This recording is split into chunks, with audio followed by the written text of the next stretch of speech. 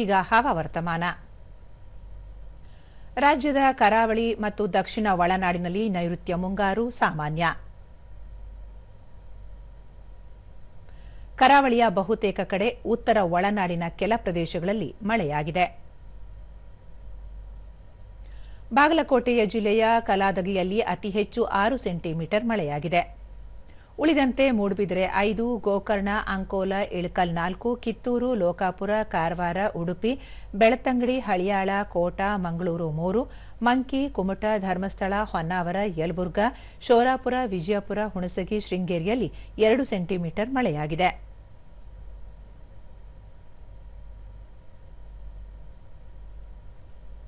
ಬೀದರ್ನಲ್ಲಿ ಗರಿಷ್ಠ ದಾಖಲೆಯ 35.2 ಡಿಗ್ರಿ ಸೆಲ್ಸಿಯಸ್ ತಾಪಮಾನ ದಾಖಲು. ಮುನ್ಸೂಚನೆಯಂತೆ ರಾಜ್ಯಾದ್ಯಂತ ಮುಂದಿನ 7 ದಿನಗಳ ಕಾಲ ಹಗುರ ಗುಡುಗು ಸಹಿತ ಮಳೆ ಸಾಧ್ಯತೆ ಮತ್ತು ಕರಾವಳಿ ತೀರ ಪ್ರದೇಶದಲ್ಲಿ ಗಂಟೆಗೆ 40ರಿಂದ 60 ಕಿಲೋಮೀಟರ್ ವೇಗದಲ್ಲಿ ಗಾಳಿ ಬೀಸಲಿದ್ದು, ಮೀನುಗಾರರು ಸಮುದ್ರಕ್ಕೆ ಇಳಿಯದಂತೆ ಮುನ್ನೆಚ್ಚರಿಕೆ ನೀಡಲಾಗಿದೆ. ಬೆಂಗಳೂರು ಸುತ್ತಮುತ್ತ ಸಾಮಾನ್ಯ ಮೋಡ ಕವಿದ ವಾತಾವರಣ, ಹಗುರ ಗುಡುಗು ಸಹಿತ ಮಳೆ ಸಂಭವ. ಗರಿಷ್ಠ 30, ಕನಿಷ್ಠ 21 ಡಿಗ್ರಿ ಸೆಲ್ಸಿಯಸ್ ತಾಪಮಾನ ದಾಖಲು ನಿರೀಕ್ಷೆ.